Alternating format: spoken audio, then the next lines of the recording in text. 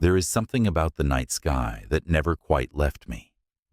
I remember being a boy lying on the grass in late summer, just staring up.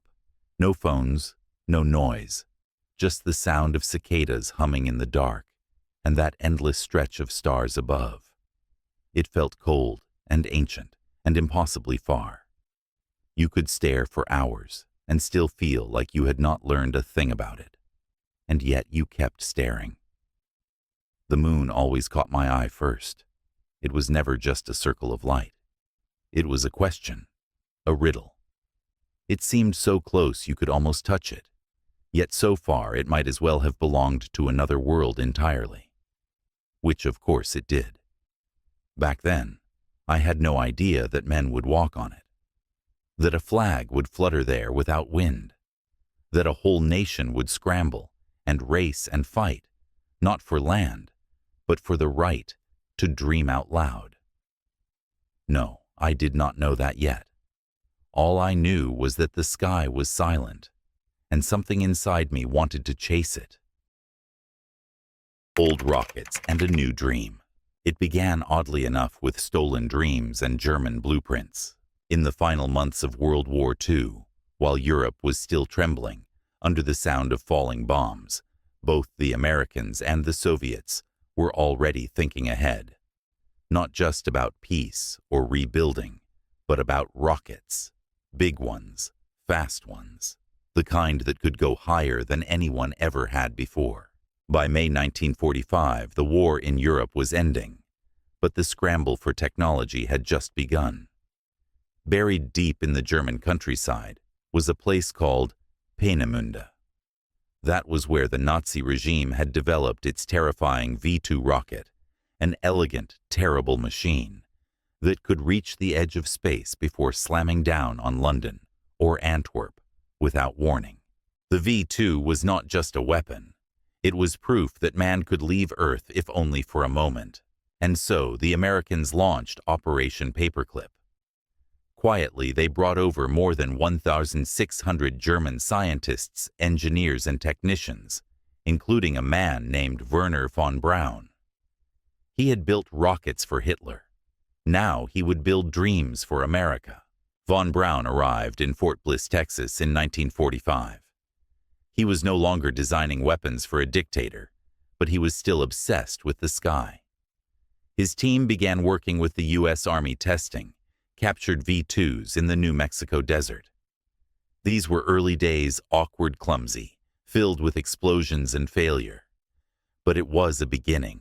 Meanwhile, across the world, the Soviets were not far behind. They too had captured German scientists, and they too were studying the V-2.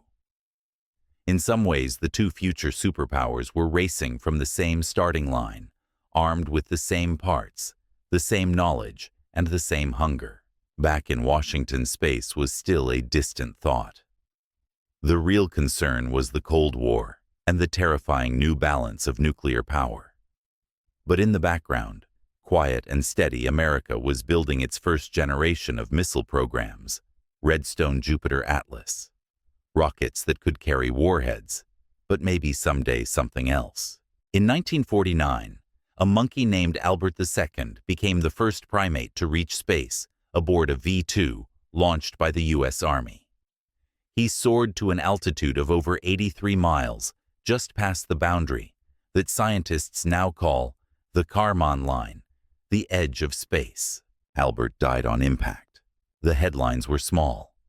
Few paid attention. But something had changed. It was not just missiles anymore. It was life, American life, touching the stars even for a second. Then came the 1950s, an era of optimism and tension, of baby booms and mushroom clouds. American children played with toy rockets. Adults watched grainy television reports about nuclear tests in the desert. There was fear, yes, but also fascination. The idea that perhaps one day man could rise above all this. Von Braun kept working. He wrote articles for Collier's magazine, with illustrations of giant space stations and journeys to Mars. He appeared on Walt Disney's television programs explaining how rockets worked. Slowly, almost playfully, The American public began to imagine space not just as a military frontier, but as a place of adventure exploration, even peace.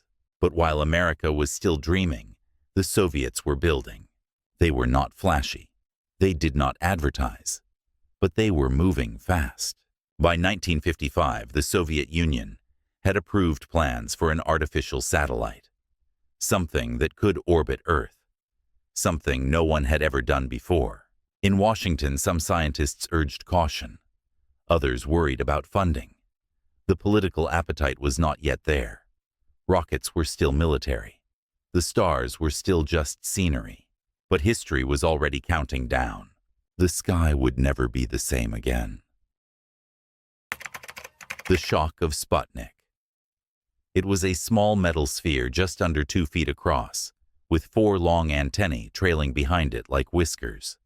It made a simple repeating beep, and it changed everything. On October 4, 1957, the Soviet Union launched Sputnik 1, the world's first artificial satellite. It was not a weapon. It did not carry a camera. All it did was orbit the Earth once every 96 minutes, sending out that steady signal, a heartbeat in the sky. But to Americans watching from below, it felt like an alarm. The reaction was swift and visceral. Newspapers across the country ran front-page stories the very next morning. Radio shows interrupted their programs to talk about the beeping metal ball flying overhead. For the first time, Americans realized that the Cold War was no longer confined to land or sea. It was above them now, looking down. President Eisenhower tried to remain calm. He reminded the nation that Sputnik posed no direct threat, but the public did not share his composure. Parents began asking whether their children were being taught enough math and science. Congress began asking whether the military had been asleep at the wheel. A sense of humiliation spread, not just fear, but a kind of bruised national ego. After all this was the United States, the country that had helped win the war, the country that had built the atomic bomb, the country of cars, television, jazz, and baseball. How had they been caught off guard by a beeping ball from Moscow? In schoolyards, children pointed at the sky and tried to spot it. You could not see Sputnik with the naked eye, but its rocket booster, a larger piece of debris, was visible in the twilight. It became a kind of ghost in the night, passing silently overhead, reminding people that something had changed. Behind the scenes, the Pentagon was worried for reasons far more serious than national pride. If the Soviets could launch a satellite, they could also launch a nuclear warhead. The same technology that placed Sputnik into orbit could, with minor adjustments, send a bomb across the ocean. The response came quickly. Within months, the United States created the Advanced Research Projects Agency, or ARPA, which would later become DARPA. In classrooms across the country, new emphasis was placed on science, engineering, and space. The National Defense Education Act was passed in 1958, pumping federal money into schools to improve science curricula. But perhaps the most important outcome was a shift in public imagination. Suddenly, space was not just a backdrop for science fiction movies. It was real. It was urgent. And America was behind. When the U.S. attempted its own satellite launch with Vanguard TV-3 in December 1957, the rocket rose 4 feet off the ground and exploded on live television. The press called it Kaputnik. The headlines wrote themselves, and in living rooms across the country, Americans watched their hopes go up in smoke. Yet failure did something unexpected. It lit a fire.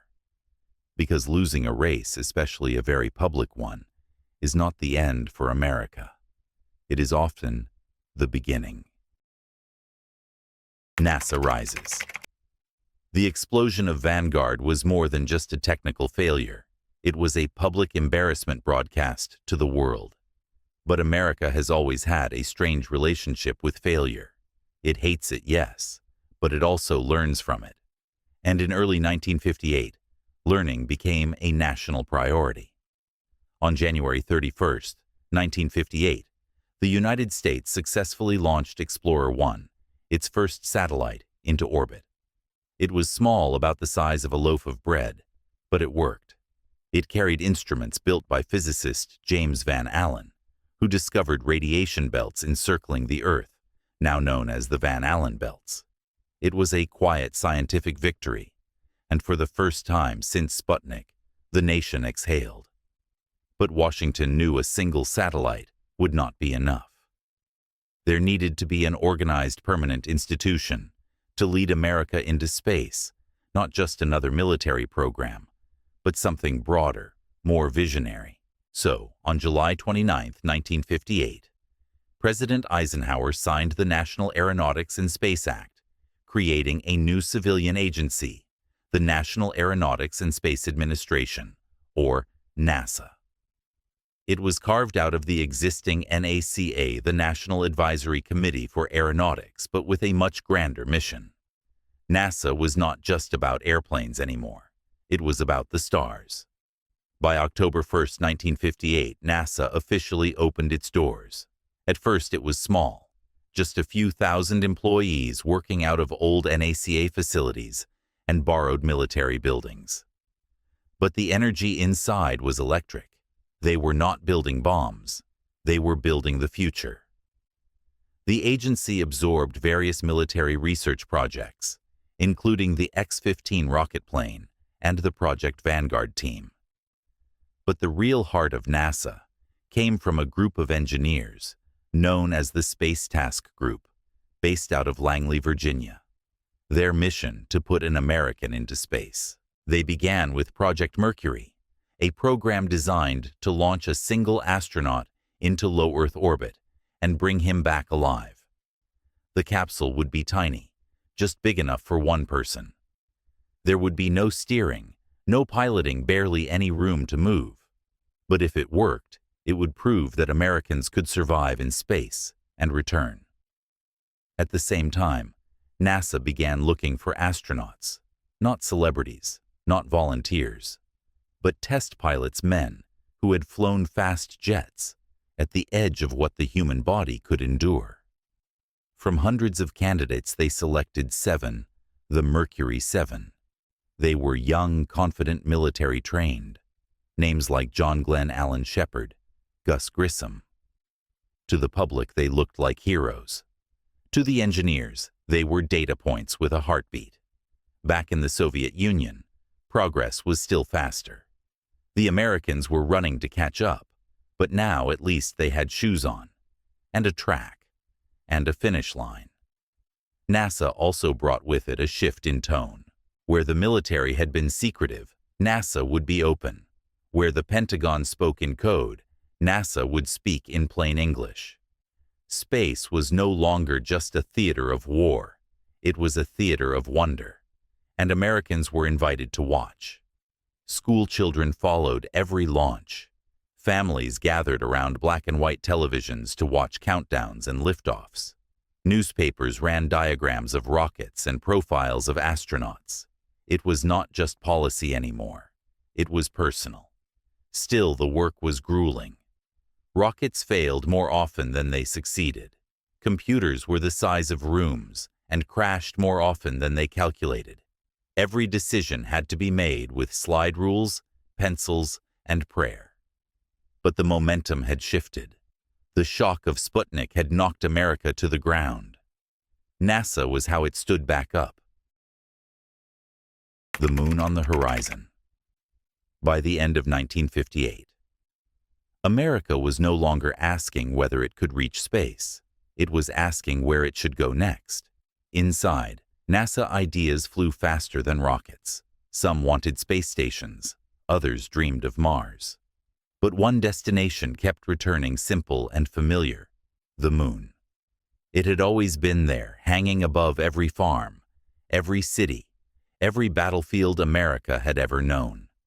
It was part of the flag, part of the myth, part of the dream. And now, for the first time in history, it felt within reach. But no one was ready, not yet. So they started small.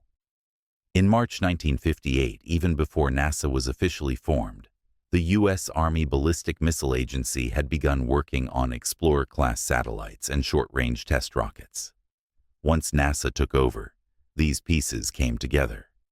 One of the earliest efforts was a series of missions called Pioneer. They were designed to reach the moon, or at least try. Between 1958 and 1960, several Pioneer probes were launched. Most failed. Some never left the atmosphere. One fell into the Pacific Ocean, but even failure taught something. Then, on January 2, 1959, the Soviet Union struck again. They launched Luna 1, a probe that passed within 4,000 miles of the moon before disappearing into space. It was the first man-made object to escape Earth's gravity. Later that same year, the Soviets sent Luna 2, which crashed directly into the lunar surface. For the first time in human history, an object built on Earth had touched another world. Americans were stunned.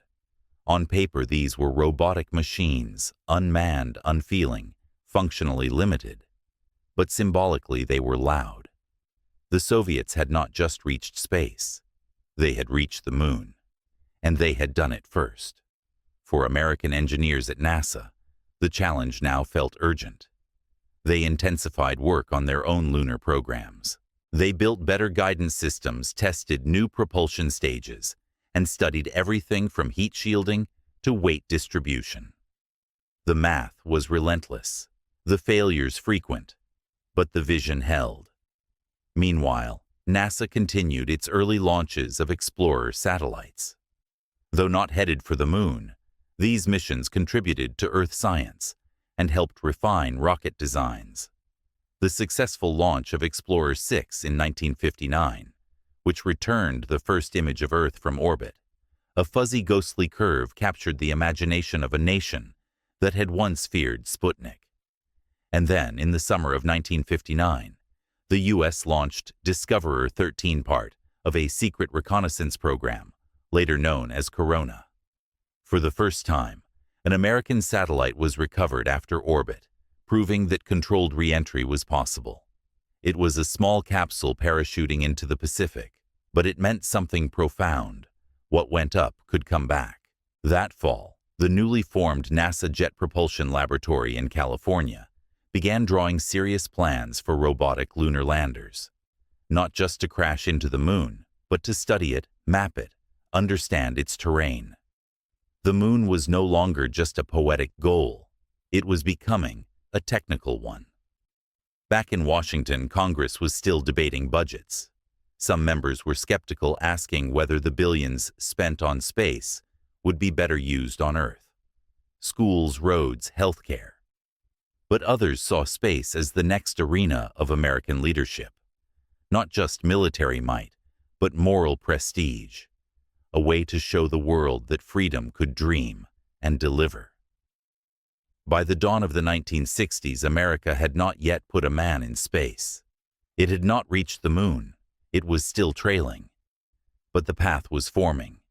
Engineers were learning. Politicians were watching. And the American people slowly, cautiously were beginning to look up again and wonder, not if, but when. The moon was still far away, but now it was on the horizon. First steps, silent failures. In the quiet corridors of NASA in early 1960, hope lived beside humility. No grand speeches, no ticker-tape parades. Just rooms full of engineers, test pilots, and secretaries trying to figure out how to put a human being into the void and bring him home again. While the Soviets launched satellites and planted flags in the lunar dust, America was still fumbling with wires and capsules. The math was relentless. The materials were uncooperative. And the deadlines, though still unwritten, were starting to whisper louder. That year, NASA's Project Mercury began its first real tests. Not with men, but with monkeys. In January 1961, a chimpanzee named Ham was strapped into a Mercury capsule atop a Redstone rocket and launched from Cape Canaveral. The flight lasted just over 16 minutes. Ham experienced weightlessness, responded to stimuli, and survived splashdown. He was frightened, dehydrated, but alive. It was not just a test of biology, it was a test of faith. Could the capsule hold? Could the systems respond? Could America trust this fragile tin can to hold a soul? But behind the scenes, even as Mercury made headlines, another quiet revolution was underway. At NASA's Langley Research Center, the Gemini program was already taking shape. Gemini would come after Mercury, but it was being designed alongside it. It would teach America how to stay in space longer, how to dock, how to walk outside the capsule, all the things needed for the moon. But that was still in the distance. In the meantime, failures continued to pile up. The early years of Pioneer lunar missions were plagued with disappointment. In 1960, Pioneer 5 was launched to study interplanetary space, but failed to reach its planned trajectory. Later that year, Pioneer 6 through Pioneer 9 were either postponed or reworked. NASA was learning, but it was learning through silence. The press covered successes. The failures often came and went, like smoke in the wind. Then the Soviets struck again. On April 12, 1961, a young pilot named Yuri Gagarin climbed into a capsule called Vostok 1 and became the first human to orbit the Earth. The news broke like thunder. Gagarin's flight lasted just 108 minutes, but in that time, the Soviet Union had leapt ahead. It was not just a man in space, it was a national triumph. He smiled, he waved, he landed safely. The world cheered, and America paused. Behind closed doors, the question became louder. How long could the United States remain?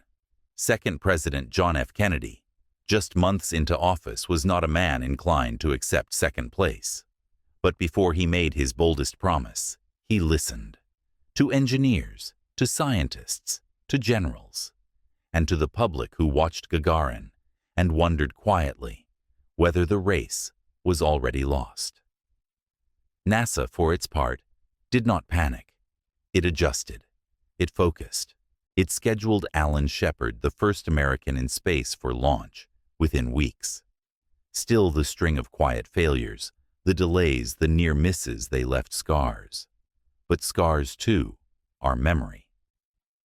By the spring of 1961, America was not leading the race, but it had chosen to run. And in that quiet decision, spoken not in headlines, but in hallways, a new chapter was beginning. The day Kennedy pointed to the moon. It was the kind of speech that people would remember, not for its volume, but for its direction. On May 25, 1961, before a joint session of Congress, President John F. Kennedy stood at the podium and said a sentence that would shape the rest of the decade. I believe that this nation should commit itself to achieving the goal before this decade is out of landing a man on the moon and returning him safely to the Earth. It was not a line buried in a long policy address. It was the point. No caveats, no qualifiers, not a satellite, not an orbit. The moon, a man, a return, all before 1970. Some in the room applauded. Others sat in silence doing mental math. At the time of Kennedy's speech, Alan Shepard had only just become the first American in space on May 5, 1961, a mere 20 days earlier. His flight lasted 15 minutes and did not even complete an orbit. The Soviets, by contrast, had already sent Gagarin into full orbit weeks earlier. The gap was real. The technology barely existed. NASA was still working out how to get one man into space, let alone across 240,000 miles of vacuum to a lifeless rock and back. But Kennedy understood something deeper. The race to space was no longer just about rockets or radio signals. It was about identity. Who would define the future? Who would write the story? The moon was not just a goal, it was a stage. Behind closed doors, some of Kennedy's advisors were skeptical. The cost projections were astronomical, the risks unmeasurable. But Kennedy was not selling a budget. He was selling a vision, one that required urgency, ambition, and belief. Within NASA, the reaction was mixed. Engineers were stunned. Many had expected a push for low Earth orbit, or maybe a space station. But the moon that would require an entirely new kind of rocket spacecraft mission architecture. Nothing in the current program's Mercury, Gemini, even the preliminary Apollo studies could do it yet. But if the president wanted the moon, then NASA would find a way. Plans accelerated. The Saturn rocket series, already in conceptual development under Wernher von Braun, received full backing. The Apollo program, which had existed mostly on paper as a possible follow-up to Gemini, was now official. Contractors were hired, budgets expanded, whole cities shifted focus. Houston, Texas became home to the Manned Spacecraft Center, later renamed the Johnson Space Center. Florida's Cape Canaveral transformed from a sleepy launch site into the nation's new front porch to the cosmos. Even public schools felt the tremor. Federal funding for science and math education increased. Textbooks were rewritten. Kids began to dream in trajectory arcs and moon dust. Of course, the Soviets were watching too. In Moscow, Kennedy's speech did not go unnoticed. But unlike Washington, the Kremlin preferred silence. Their plans for the moon remained cloaked in secrecy. They had the lead. They had Gagarin. But now, for the first time, the Americans had declared where the race would end, and the finish line was glowing in the night sky. Back home, not everyone believed it would happen. Even among Kennedy's supporters, some saw it as political theater, a way to inspire, not necessarily to deliver. But somewhere in America that summer evening, a boy might have looked up at the moon and whispered to himself, maybe someday, someone like me could go there. And that was the real point. Mercury Rising. By the summer of 1961, space was no longer a dream whispered in darkened observatories. It was a program, a job, a national mission with deadlines, diagrams, and dinner menus for zero gravity. And it began with 7 men. They had been chosen in 1959 test pilots, military trained, all under 40, all physically flawless and psychologically resilient. They became known as the Mercury 7. Alan Shepard, John Glenn, Gus Grissom, Scott Carpenter, Wally Schirra, Gordon Cooper, and Deke Slayton. To the public, they were astronauts. To NASA, they were test subjects with high clearance and good reflexes. Their first missions were suborbital brief arcs that touched the edge of space before falling back down into the ocean. But they were crucial. They would prove that a human body could survive the forces of launch, microgravity, re-entry, and recovery. The first to fly was Alan Shepard, aboard Freedom 7, on May 5, 1961. Just 15 minutes, a vertical shot, no orbit, but it was enough to make him the first American in space. He called it a light ride. The nation exhaled. After the embarrassment of Vanguard after Gagarin's orbit, Shepard's short flight felt like a step back into the game. Not a lead, but a foothold. Then came Gus Grissom in Liberty Bell 7 that July. Another suborbital hop. This time the capsule sank after splashdown. Its hatch blew open prematurely, and Grissom nearly drowned before being pulled from the water. The capsule was lost for decades, resting quietly on the ocean floor. But the real milestone came on February 20, 1962, when John Glenn flew aboard Friendship 7 and became the first American to orbit the Earth, 3 times around, almost 5 hours in space. Millions watched on live television. School children sat on gymnasium floors. Families huddled around black and white sets. And when Glenn finally splashed down safely in the Atlantic, America erupted. He returned a hero, parades, medals, a speech to Congress. His capsule went on tour, and something changed in the public's heart. Before space had been a race. Now it felt like a shared journey. Still, the Mercury program was just the beginning. The flights that followed Scott Carpenter's Aurora, 7 Wally Schirra's Sigma, 7 Gordon Cooper's Faith, 7 each added data, experience, and confidence. They learned how to eat in zero gravity, how to sleep strapped to the wall, how to communicate with ground control even when the signal flickered with static. Each flight was longer, more complex, closer to the idea that space could become not just a place to reach, but a place to live even for a little while. And with each launch, America looked more intently toward the moon. The Mercury capsules were small, barely enough room to move. There was no walking, no docking, no real navigation. They were bullets with parachutes. But they proved that humans could survive the ride. Meanwhile, NASA engineers were already planning the next step, Project Gemini. A 2-man capsule, longer missions, more maneuvering, docking, spacewalks. But Gemini would come later. For now, Mercury had risen. And for the first time, America had men who had touched the stars and come back with stories. Gemini and the learning curve. The Mercury missions had proven that Americans could get to space and come back in one piece. But reaching the moon would require more than courage and short flights. It would require practice. So NASA built a bridge, a program that could take the lessons from Mercury and stretch them toward Apollo. It would involve 2 astronauts' longer missions, complex maneuvers, and for the first time in history, spacewalks. They called it Project Gemini. The name was fitting. Gemini, the twins.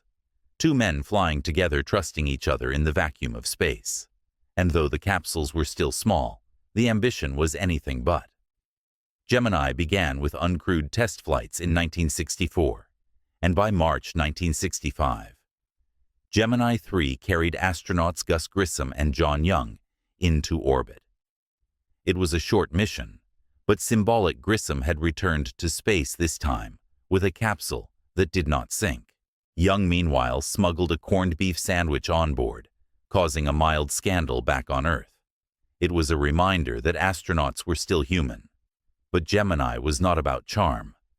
It was about technique.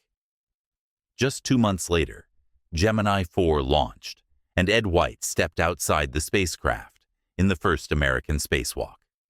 He floated above the Earth, tethered by a thin line, drifting like a child in a slow-motion dream. "It's the greatest experience," he said, reluctantly coming back inside. That moment marked a turning point. America was no longer just visiting space. It was learning how to move in it. The Gemini missions came fast, 10 manned flights between 1965 and 1966. Each one pushed the edge further. They practiced rendezvous, bringing 2 spacecraft together in orbit, a skill vital for lunar missions. They tested docking procedures, linking capsules with target modules. They stayed in space for days, then a week, then almost 2, on Gemini 7. Frank Borman and Jim Lovell spent 14 days in orbit, proving that humans could survive long enough to reach the moon and back. They orbited in cramped quarters, enduring headaches, muscle loss, and the slow ache of being stuck in a space no larger than a telephone booth. But they returned with data on physiology, psychology, and endurance. Meanwhile, Gemini 6 performed the first successful space rendezvous meeting, Gemini 7 in orbit. The 2 capsules flew within a few feet of each other, an elegant ballet at 17,000 miles per hour. Each mission solved a new problem, and each problem solved brought the moon one step closer. But Gemini also taught humility. During Gemini 8, Neil Armstrong and David Scott docked with an unmanned target. For a moment, all was quiet. Then the combined spacecraft began spinning uncontrollably. A thruster had jammed. Armstrong detached, stabilized the capsule, and ended the mission early. Calm under pressure, the kind of calm the moon would demand. By the end of 1966, Gemini had done what it was built to do. America had learned how to live in space, how to work in it, how to survive its silence. NASA engineers now had data. The astronauts had experience, and the public had confidence. The moon no longer felt like a fantasy. It felt like a place on the itinerary. All that remained was to build the ship and take the leap. Building Apollo testing, everything. By the close of 1966, America had learned to live in space. Now it had to learn how to leave it. The Apollo program, once just a name on a chart, was becoming real: metal wires, blueprints, budgets. But sending 3 men to the moon, landing them safely, and bringing them home was unlike anything NASA had ever attempted. It was not just one mission. It was a sequence of miracles, and each one had to be rehearsed, perfected, proven. At the heart of it all was the Saturn V rocket, the most powerful machine ever built by human hands. Standing 363 feet tall, it was taller than the Statue of Liberty, heavier than a battleship, and capable of producing over 7.5 million pounds of thrust. It was a skyscraper that could fly. Werner von Braun and his team at Marshall Space Flight Center in Alabama were responsible for it. For years, they had been testing engines, stages, fuel systems. Failures were common, explosions were expected. But they kept going. The rocket alone was not enough. NASA also needed a command module for the crew, a service module with life support and propulsion, a lunar module designed to land on the moon and lift off again. Each piece had to be built separately, tested separately, and then somehow fit together perfectly in vacuum, hundreds of thousands of miles from home. It was a logistical puzzle the size of a nation. Contracts were spread across the country. Grumman on Long Island built the lunar module. North American Aviation in California handled the command and service modules. Boeing and Douglas worked on rocket stages. IBM built guidance computers the size of refrigerators. MIT handled navigation. The effort employed over 400,000 Americans: engineers, machinists, programmers, welders. The scale was massive, but the goal was specific. At the same time, NASA's Mission Control Center was being constructed in Houston. It would become the nerve center of Apollo, where decisions would be made in real time by rows of pale green consoles and men in white shirts and thin black ties. But the technology was fragile. Computers crashed, metal fatigued, designs failed. In 1966 alone, multiple uncrewed Apollo test missions were launched. Some reached orbit, others spun out of control. One exploded on the pad. Still, each failure was folded into the learning curve. And then came Apollo 1. In early 1967, NASA prepared for its first manned Apollo mission, officially named AS-204, later designated Apollo 1. The crew: Gus Grissom, Ed White, and Roger Chaffee. All experienced, all eager. On January 27th, during a routine plugs-out test on the launch pad, a spark inside the oxygen-rich capsule ignited. Within seconds, fire consumed the interior. The crew could not escape. The hatch jammed. By the time technicians reached the capsule, all 3 astronauts were dead. The nation was stunned. These were not rookies. These were the best, and they had not even left the ground. In the weeks that followed, investigations revealed flaws in design wiring materials. The cabin had been filled with pure oxygen. The hatch opened inward. Velcro had become kindling. NASA paused everything. It was not just mourning, it was rethinking, rebuilding. Designs were overhauled. Safety systems were reinvented. New materials were tested. Procedures rewritten. Apollo did not die on that pad. It was reborn in fire. And from that point on, the stakes became real, not just in politics or science fiction, but in names in families, in the faces of men who strapped themselves into machines that had once failed. America still aimed for the moon, but now it understood the cost. Circling the moon. Chasing history. The fire that took the lives of Grissom White and Chaffee did not end Apollo. It slowed it, it sobered it, and in some ways it saved it. For nearly 20 months after the Apollo 1 tragedy, NASA grounded all manned flights. Engineers rebuilt the command module from the inside out, safer materials, new hatches rewired systems. Checklists grew longer.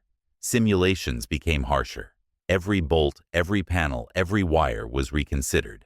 And then, in October 1968, America flew again. Apollo 7, with astronauts Wally Schirra, Don Eisel, and Walter Cunningham, launched from Cape Kennedy. It did not go to the moon. It stayed in Earth orbit for 11 days, testing the redesigned spacecraft under real flight conditions. It worked. The mission was a success, not dazzling but dependable. And that was exactly what NASA needed: confidence. 2 months later, they made a bolder move. Originally, Apollo 8 had been planned as another Earth orbit test, but the lunar module was behind schedule, and intelligence reports suggested the Soviets might soon attempt a lunar flyby. So NASA made a daring call: send Apollo 8 to orbit the moon without a lander. No one had ever tried such a thing. On December 21, 1968, Frank Borman, Jim Lovell, and Bill Anders launched atop a Saturn V and became the first humans to leave Earth's gravitational pull. They coasted through space for 3 days, then on Christmas Eve fired their engines and entered lunar orbit. 10 times they circled the moon. They saw its dark side, its craters, its silence. They took photographs, including the now famous Earthrise, a fragile blue planet hanging in the blackness, floating above the lunar surface. For many, it changed the way they thought about Earth, not just a world, but a home. That night, in a live broadcast, watched by millions, the crew read from the book of Genesis. In the beginning, God created the heaven and the earth. Back on Earth, people paused. Families gathered around TVs. Soldiers in Vietnam. Scientists in labs, truckers on long highways. They listened together to voices from another world. When Apollo 8 returned safely, it felt as though America had touched the edge of the impossible and come back stronger. Momentum surged. In March 1969, Apollo 9 tested the lunar module in Earth orbit.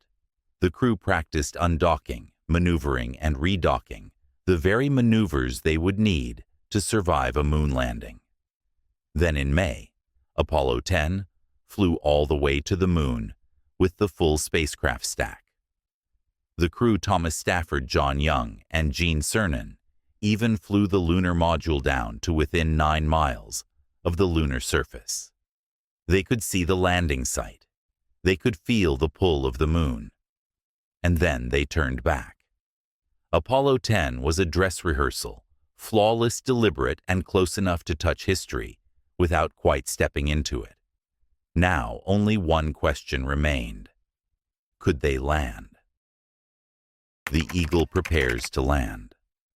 By the summer of 1969, the pieces were in place. The rocket had been tested. The spacecraft had flown. The maneuvers had been rehearsed in orbit. The photographs had been taken. All that remained was the landing. Apollo 11 was chosen for the attempt. The crew: Neil Armstrong, Buzz Aldrin, and Michael Collins. 3 names that would soon belong to history. They trained for months inside simulators, underwater tanks, desert ranges that mimicked the moon's surface. They studied geology, practiced emergency procedures, and rehearsed the sequence of descent until it became second nature. Still, nothing could prepare them for what would actually happen. On July 16, 1969, at 9:32 a.m., Saturn V roared to life and carried Apollo 11 into the sky. 500,000 people gathered at Cape Kennedy to watch. More than 600 million would follow on television over the next few days. 3 days later, they arrived in lunar orbit. Armstrong and Aldrin climbed into the lunar module codenamed Eagle and began their descent.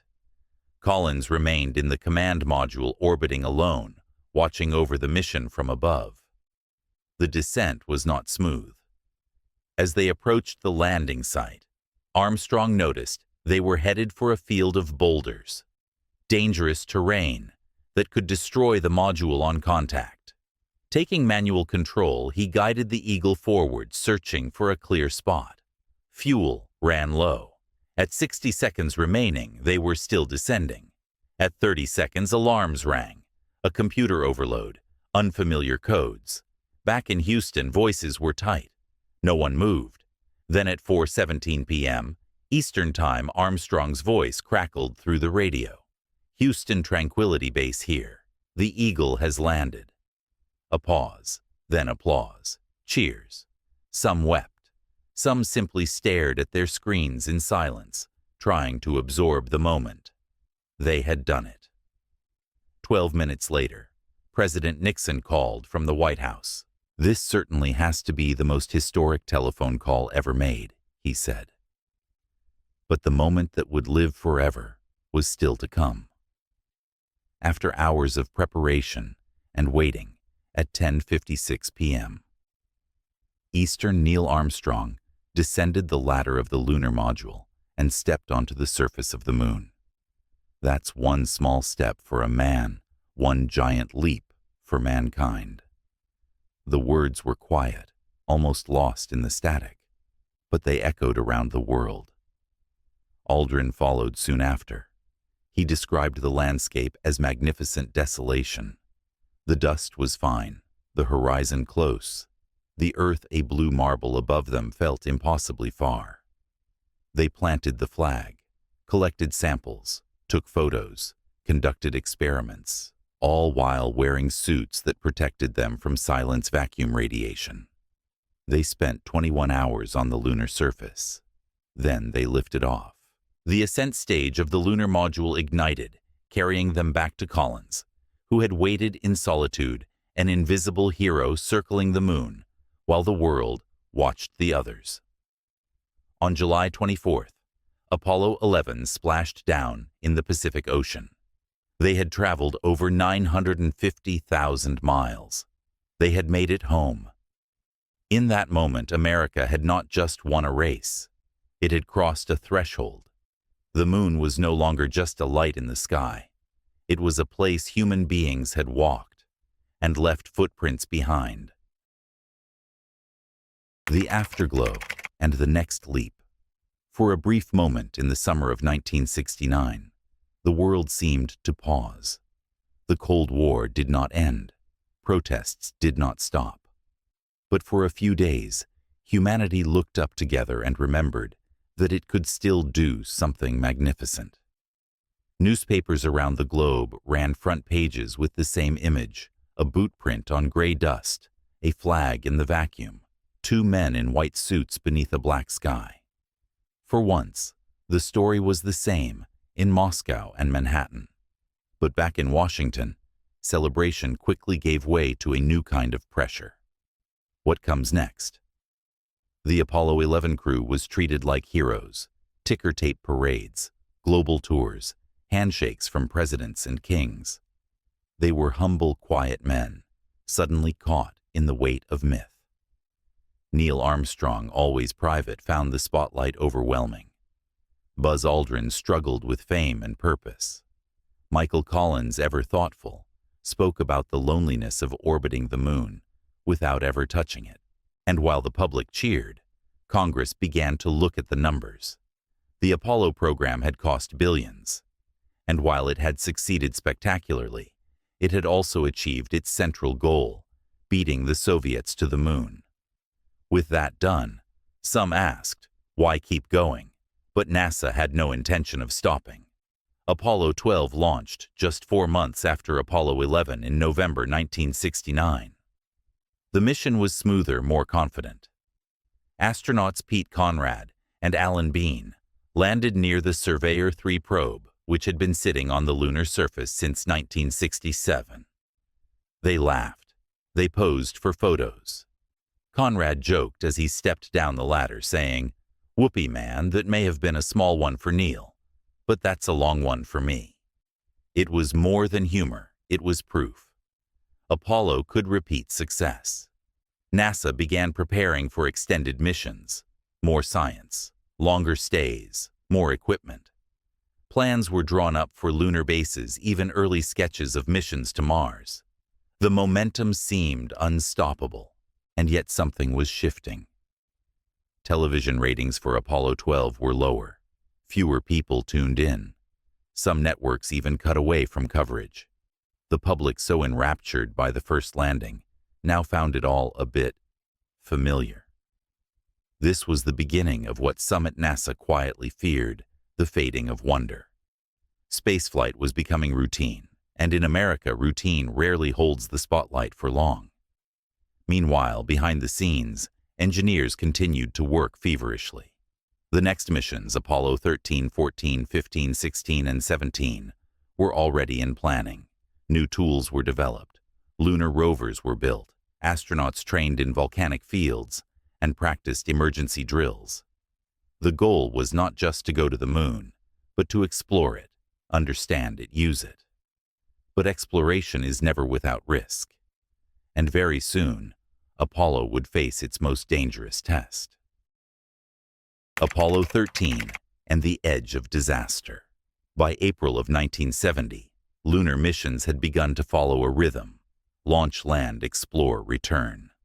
The danger was still there, but it had become part of the background, calculated, managed, familiar.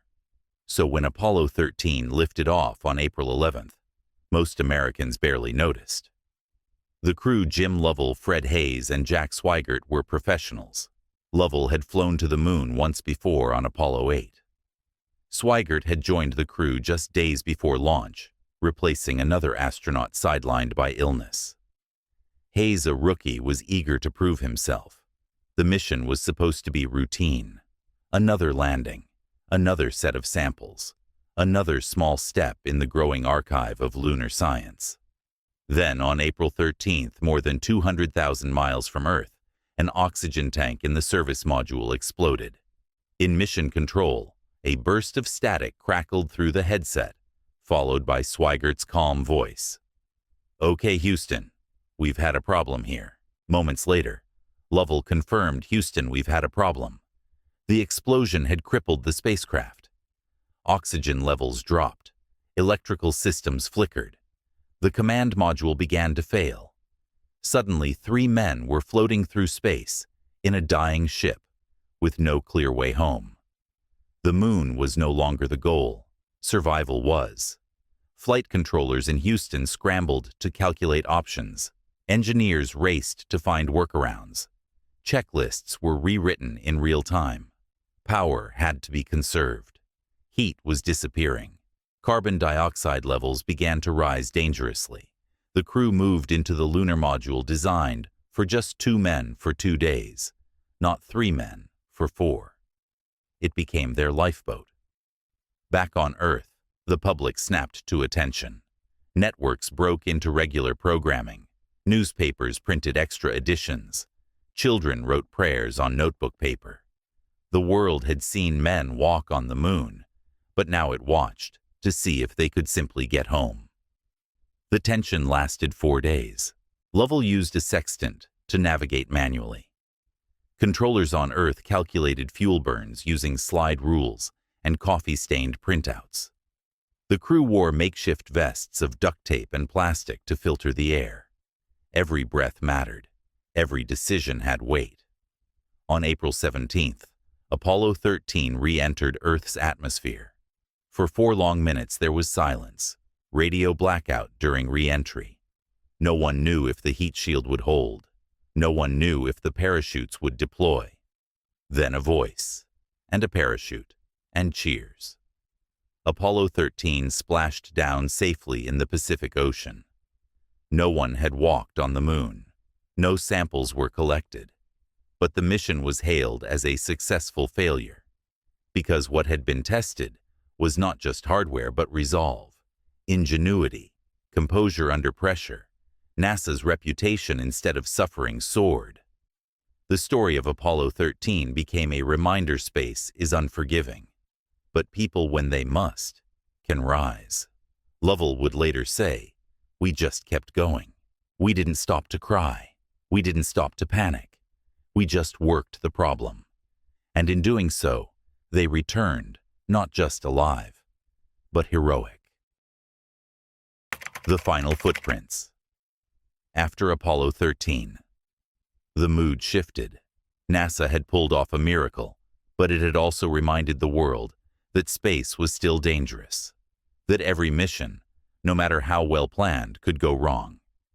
And while the public admired, the rescue enthusiasm for continued moon landings had quietly begun to fade. But Apollo still had work to do. In 1971, Apollo 14 carried Alan Shepard, the same man who had made the first American spaceflight a decade earlier, back into orbit, this time to walk on the moon. He planted the flag, collected rocks, and in a moment of levity swung a makeshift golf club and sent 2 balls drifting across the lunar dust. It was science, yes, but also showmanship. That summer, Apollo 15 pushed further. Astronauts Dave Scott and Jim Irwin brought with them a new tool, the Lunar Roving Vehicle, a battery-powered rover designed to extend their reach across the surface. They drove nearly 17 miles, collecting samples, climbing ridges, taking photographs that revealed a moon, both majestic and desolate. This was no longer just symbolic exploration. It was geology, fieldwork on another world. In April 1972, Apollo 16 ventured into the lunar highlands, a more rugged, scientifically rich region. Astronauts John Young and Charlie Duke performed multiple EVAs bouncing across terrain that no one had ever seen up close. But by then, the end was already in sight.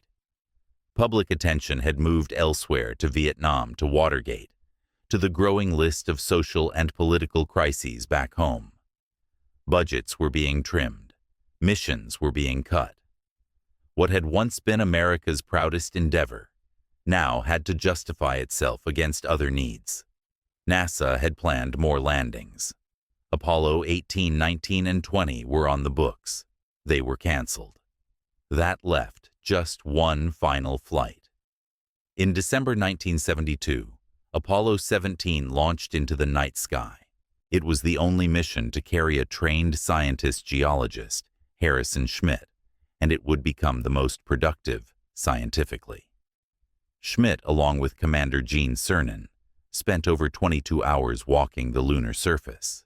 They collected 243 pounds of samples, drove the rover nearly 23 miles, and explored deep valleys and ancient highlands. They worked hard, but they also paused just long enough to look up. On the last day, Cernan stood near the lunar module and spoke into the microphone. "As I take man's last step from the surface back home for some time to come, I'd like to just say what I believe history will record, that America's challenge of today has forged man's destiny of tomorrow." Then he climbed the ladder, and just like that, the era ended. No one has walked on the moon since.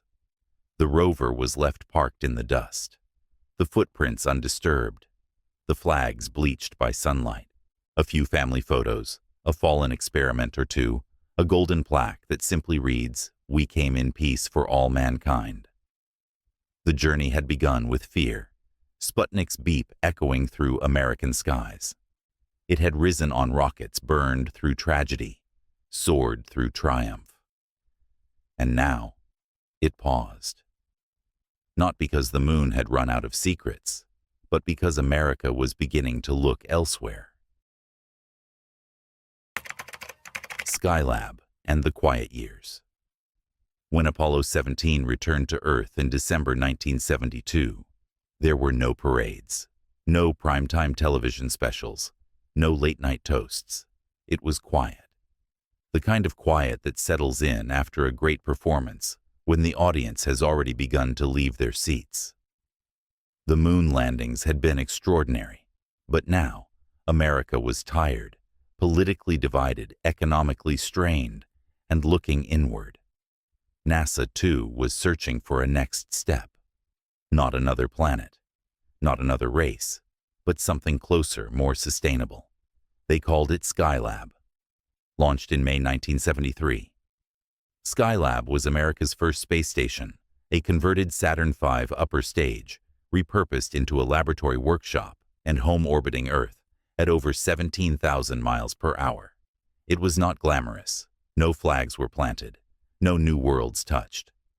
But it was vital, because for the first time, humans were not just visiting space. They were living in it. The first crew, Skylab 2, arrived 2 weeks after launch. What they found was not encouraging. A solar panel had torn off during liftoff. The interior was hot over 120 degrees Fahrenheit, and systems were strained. But within days, the astronauts improvised repairs, deployed shade panels, and stabilized the station. That mission lasted 28 days, a new record. Then came Skylab 3, and later Skylab 4, each one longer than the last. By the final flight, astronauts had spent 84 days in orbit. They studied solar flares, Earth's atmosphere, bone loss, and muscle atrophy. They filmed their own routines, floating from workstation to workstation, like dancers in slow motion. It was science, yes, but it was also rehearsal. For if humanity was ever going to go further to Mars, to the asteroids, to deep space, it would need to learn how to live beyond gravity, how to sleep, work, and think clearly when your feet never touch the floor. And Skylab taught those lessons. Still, it was temporary.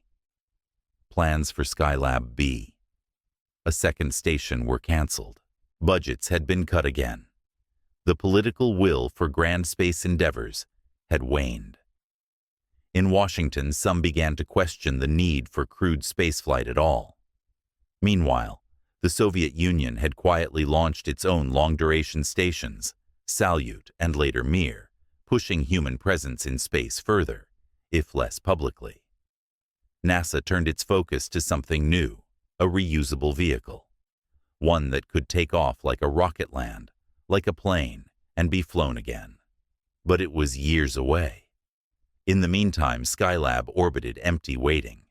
By 1979, it began to fall. There were no engines to boost it higher, no shuttle ready to rescue it. And so, after 6 uncrewed years, circling silently overhead, Skylab re-entered Earth's atmosphere. It broke apart over the Indian Ocean and Western Australia.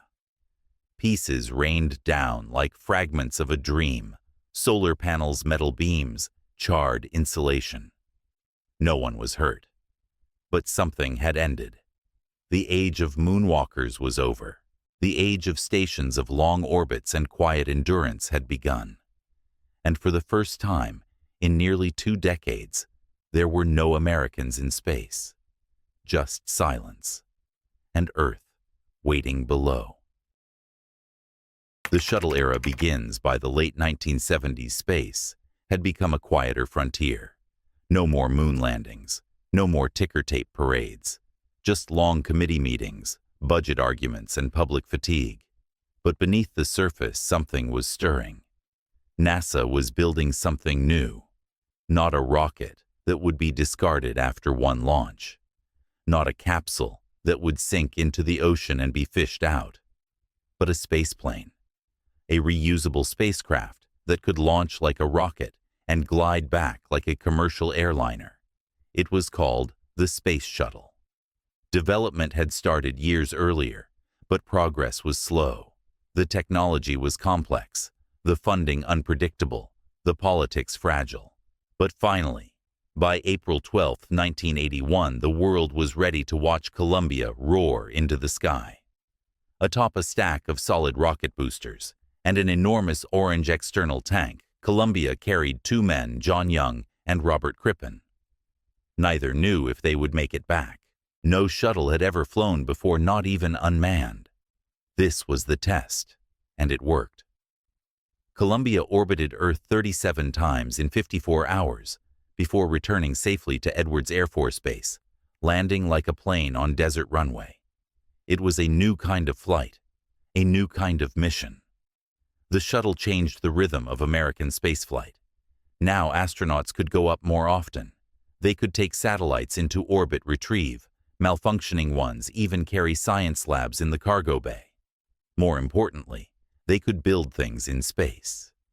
By the mid-1980s, launches became routine. The names piled up: Challenger, Discovery, Atlantis. More astronauts flew. More payloads went up. America was back in orbit, not just visiting, but working. It felt like progress. Then came January 28, 1986. A frigid Florida morning. Challenger, with 7 astronauts on board, including schoolteacher Krista McAuliffe, lifted off at 11:38 a.m. 73 seconds later, the shuttle broke apart in the sky. There were no survivors. The nation watched in horror as the explosion replayed again and again. NASA was devastated. Investigations followed. A faulty O-ring, cold temperatures, organizational blindness. The lessons were hard. The shuttle program was grounded for nearly 3 years. But it resumed with caution, with redesigns, and with a new sense of fragility. Flights continued into the 1990s. Hubble Space Telescope was deployed. Spacelab missions expanded science. Shuttle crews docked with the Russian Mir station, practicing long-term cooperation. And always the idea of building something bigger was on the horizon. The shuttle was not perfect. It was expensive, complicated, and more dangerous than imagined. But it was a bridge between the early days of space exploration and what came next. Not flags and footprints, but infrastructure. The shuttle was never designed to reach the moon or Mars, but it gave America the ability to reach out again and again, and to begin assembling a presence in orbit that could last more than a single mission. And in time, it would carry the parts of something much larger into space. A station. One that would not belong to a single nation, but to the world. But that story was still to come. For now, the shuttle soared. And each time it did, it carried with it the memory of Challenger and the hope that space was still worth the risk. Private spaceflight and the new American vision. By the late 2000s, the familiar sound of shuttle launches was becoming rarer. The Columbia disaster in 2003 had left a mark that never fully healed, and the shuttle program, for all its ambition and achievements, was growing old. Its design dated back to the 1970s, and every mission came with enormous costs and ever-increasing risks. In 2011, it was time. Atlantis lifted off on STS-135, the final flight of the Space Shuttle program. When its wheels touched down on July 21st, a chapter closed. After 30 years, the shuttle era was over.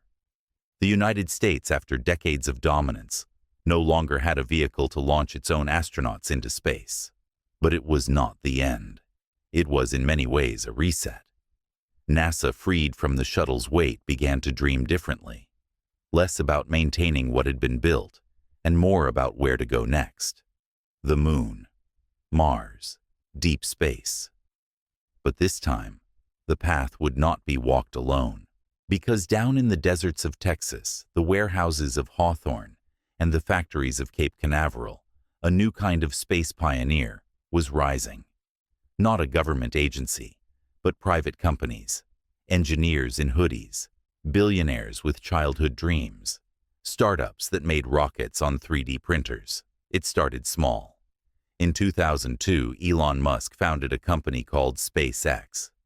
His goal, famously ambitious, was to make space travel affordable and eventually to put people on Mars. Many scoffed. The early years were brutal. The company's first 3 rockets exploded. The 4th barely survived. But in 2008, SpaceX successfully launched the Falcon 1. It was the first privately built liquid-fueled rocket to reach orbit. The next year, NASA took a leap of faith and awarded SpaceX a contract to resupply the International Space Station. Then came the Falcon 9, the Dragon capsule, and in May 2020, after nearly a decade without launching its own astronauts, America returned to human spaceflight. Doug Hurley and Bob Behnken lifted off from Kennedy Space Center aboard Crew Dragon, powered by a rocket built not by NASA, but by SpaceX. It was a moment that echoed the Mercury days, sleek suits, bright eyes, a nation watching. But this time, there was a new feel to it. Less Cold War, more Silicon Valley. The capsule had touchscreen controls. The rocket could land itself. The mission was still bold, but it came with Wi-Fi and live streams. And it was not just SpaceX. Blue Origin, founded by Jeff Bezos, began developing reusable rockets and suborbital flights. Virgin Galactic promised space tourism. Sierra Nevada Rocket Lab relativity space. The list grew longer every year. The space industry was no longer a government monopoly. It was a marketplace, a competition, a gold rush in orbit. NASA embraced it. Instead of building everything itself, it became a customer buying rides, leasing services, focusing its budget on deep space exploration. It launched the Artemis program, aiming to return Americans to the moon. But the rockets would be built by contractors. The cargo delivered by partners. The vision remained national, but the tools were increasingly commercial. And that shift raised questions. What does it mean when space is not just for science, but for profit? Who owns the moon? Who controls orbit? What happens when your satellite collides with someone else's satellite, or when a billionaire launches 50,000 of them? But it also sparked possibilities. Private spaceflight promised speed, innovation, and cost savings. It allowed for risk-taking iteration ambition. It invited new players, new voices. For the first time in decades, young engineers were designing spacecraft, not just maintaining old ones. Space was no longer only a frontier. It was an industry, and while the flags on the rockets still mattered, they were now joined by logos. America had not abandoned the stars. It had just changed its way of reaching them. The space race was no longer about beating one rival. It was about building the future together in new and unexpected ways. And behind it all, one truth remained: the desire to look up, to rise, to explore. That never went away. It had just found a new vehicle. Reflections beneath the stars. Sometimes late at night, I still go out to the backyard. The sky is not as dark as it used to be. The city has grown. The streetlights hum. There is more noise now, more planes, more satellites. But if you sit long enough, if you let your eyes adjust, the stars come back. And when they do, it is always the same feeling: wonder, distance, silence. I think about everything we have done to reach them. The rockets, the missions, the failures, the triumphs. From Mercury's cramped capsules, to Apollo's lunar footprints, from shuttles gliding home, to private spacecraft touching the edge of space. A nation that once raced to the moon now shares a station in orbit. A world that once feared the unknown now launches tourists above the clouds. And yet, for all the machines we have built, all the maps we have drawn, space remains beautifully, stubbornly mysterious. It still humbles us. It still calls to us. We sent probes to the edge of the solar system. We listened for signals across light years. We watched galaxies collide in silent ballet. And even now, with telescopes that see the birth of stars and rovers that roll across alien dust, we have not found another Earth. Just this one, this fragile, brilliant blue dot, suspended in the dark, spinning quietly, holding everything we have ever loved. That, too, was something the space race taught us. Not just how to leave, but how to look back. How to see ourselves not as borders or flags or rival ideologies, but as one species, one home, one story. I was a boy once staring at the moon, not knowing what would come. You were maybe the same. And now we are here decades later, older, but still wondering, still listening, still waiting for what lies ahead. Because the sky has not stopped moving, and neither have we. So wherever you are tonight, whether by a window or under the open stars, take a moment, breathe, look up, and remember, the journey never really ended. It only changed direction. Good night. Reflections beneath the stars. Sometimes late at night, I still go out to the backyard. The sky is not as dark as it used to be. The city has grown. The streetlights hum. There is more noise now, more planes, more satellites. But if you sit long enough, if you let your eyes adjust, the stars come back. And when they do, it is always the same feeling. Wonder, distance, silence. I think about everything we have done to reach them. The rockets, the missions, the failures, the triumphs. From Mercury's cramped capsules to Apollo's lunar footprints, from shuttles gliding home to private spacecraft touching the edge of space. A nation that once raced to the moon now shares a station in orbit. A world that once feared the unknown now launches tourists above the clouds. And yet, for all the machines we have built, all the maps we have drawn, space remains beautifully, stubbornly mysterious. It still humbles us. It still calls to us. We sent probes to the edge of the solar system. We listened for signals across light years. We watched galaxies collide in silent ballet. And even now, with telescopes that see the birth of stars and rovers that roll across alien dust, we have not found another Earth. Just this one. This fragile, brilliant blue dot, suspended in the dark, spinning quietly, holding everything we have ever loved. That too was something the space race taught us. Not just how to leave, but how to look back. How to see ourselves not as borders or flags or rival ideologies, but as one species, one home, one story. I was a boy once staring at the moon, not knowing what would come. You were maybe the same. And now we are here decades later, older, but still wondering, still listening, still waiting for what lies ahead. Because the sky has not stopped moving, and neither have we. So wherever you are tonight, whether by a window or under the open stars, take a moment, breathe, look up, and remember, the journey never really ended. It only changed direction. Good night.